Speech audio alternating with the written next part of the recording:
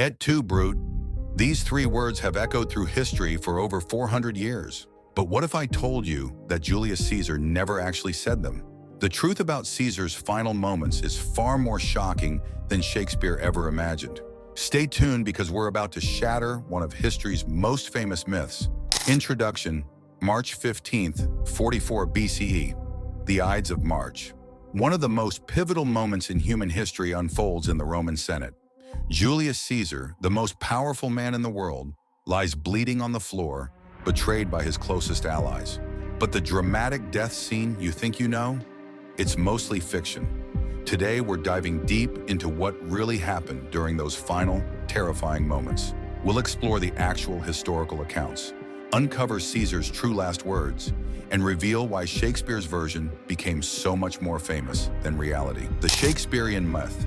Let's start with what everyone thinks they know. In Shakespeare's Julius Caesar, written in 1599, Caesar sees his adopted son Brutus among the conspirators and utters those heart-wrenching words, "Et tu, brute," meaning, "and you, Brutus." It's a moment of pure betrayal, a father figure realizing his own son has turned against him. This scene is so powerful, so dramatically perfect, that it's become embedded in our cultural DNA. Movies, TV shows, books, and even casual conversation reference this moment. When someone feels betrayed, they might say, "Et tu, brute?" But here's the problem. Shakespeare was a playwright, not a historian. The bard was writing entertainment, not a documentary. He took historical events and shaped them into compelling drama. And sometimes that meant inventing dialogue that never actually happened. The historical sources. So what do the actual historical sources tell us? We have three main accounts of Caesar's assassination, written by historians who live much closer to the events than Shakespeare. First, there's Suetonius, writing about 75 years after Caesar's death. Then we have Plutarch, writing around the same time. Finally, there's Cassius Dio, writing about 200 years later. These weren't just random chroniclers. They had access to eyewitness accounts, official records, and testimonies from people who were actually there.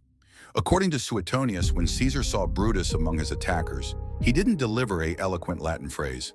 Instead, he spoke in Greek, saying, "Kai su teknon," which translates to, "You too, my child." But even this account comes with uncertainty. Suetonius himself wasn't entirely sure these were Caesar's exact words.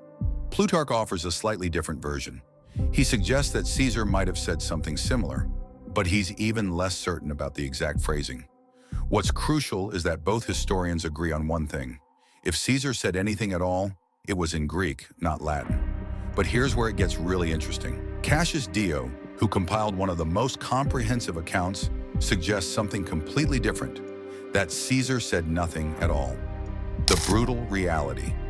Let's paint the real picture of what happened on the Ides of March. Caesar enters the Senate, unaware that 23 senators are waiting to kill him. The attack begins suddenly and violently. This wasn't a single dramatic stab. It was a frenzied assault by nearly 24 men. According to the historical accounts, Caesar was stabbed 23 times. 23 wounds from 23 different senators. Each conspirator wanted to participate, to share in the responsibility and the guilt. This wasn't an execution. It was a brutal mob attack. Imagine the chaos. Men shouting, blood everywhere. Caesar trying to defend himself against multiple attackers. In this terrifying, confusing moment, would anyone really deliver a poetic final speech? The reality is far more likely that Caesar was too shocked, too overwhelmed, and too focused on survival to make any grand statements. The Greek phrase, kai su teknon, if it was spoken at all, wasn't a dramatic soliloquy. It would have been a shocked, breathless whisper from a dying man who couldn't believe what was happening to him. Why Greek, not Latin? But why would Caesar speak in Greek instead of Latin? This detail actually tells us a lot about Roman culture and Caesar himself. In Caesar's time, educated Romans were bilingual. Greek was the language of philosophy, literature, and intimate conversation among the elite. When Romans were emotional, when they were speaking from the heart, they often switched to Greek. It was considered more expressive, more personal than formal Latin. If Caesar did speak in his final moments, Greek would have been natural, especially for something as personal as addressing his beloved Brutus. But remember, even this might not have happened. The most reliable historical evidence suggests that Caesar might have said nothing at all, or perhaps only groaned in pain and shock. The power of Shakespeare's version. So why did Shakespeare's Et tu, Brute become so famous when it's probably not historically accurate? The answer lies in the power of great storytelling. Shakespeare's version is dramatically perfect. It's in Latin, which sounds more classical and authoritative.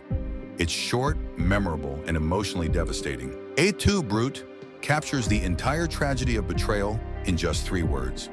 It's poetry, not history. Shakespeare was writing for English audiences who expected drama, emotion, and memorable lines. Historical accuracy was less important than creating a powerful theatrical moment. And he succeeded brilliantly, perhaps too brilliantly, because his fictional dialogue became more famous than the actual historical events. This is how myths are born. A talented storyteller takes a historical event, adds dramatic flair, and creates something more compelling than reality. Over time, the story becomes the truth in popular culture, while the actual facts fade into academic obscurity. The conspiracy's aftermath. The assassination of Caesar didn't bring about the return to Republican government that the conspirators hoped for. Instead, it triggered a series of civil wars that ultimately led to the rise of Augustus and the Roman Empire. The conspirators had killed Caesar, but they couldn't kill what he represented, the end of the Roman Republic. Brutus, the man Caesar allegedly addressed in his final moments, didn't live to see the consequences of his actions. He died by suicide just 2 years later, following his defeat at the Battle of Philippi. The irony is profound. The man who helped kill Caesar to save the Republic ended up destroying it completely. Separating fact from fiction. This story teaches us something important about how history works.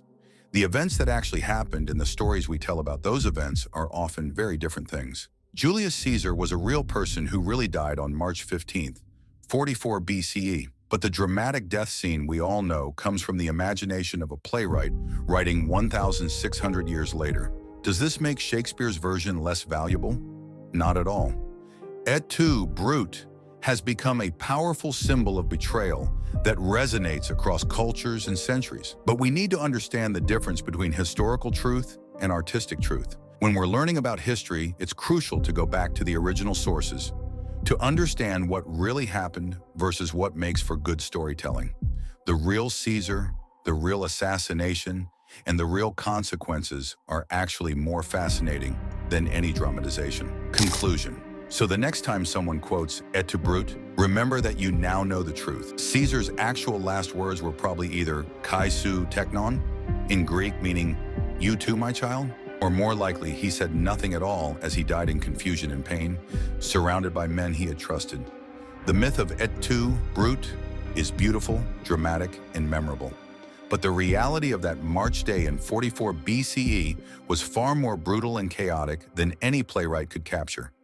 History is messy, complicated, and often less poetic than we'd like it to be. But that's what makes it real, and that's what makes it worth studying. The truth about Caesar's death tells us not just about one man's final moments, but about power, betrayal, and the end of an entire civilization. What other historical facts do you think might actually be myths? Let us know in the comments below.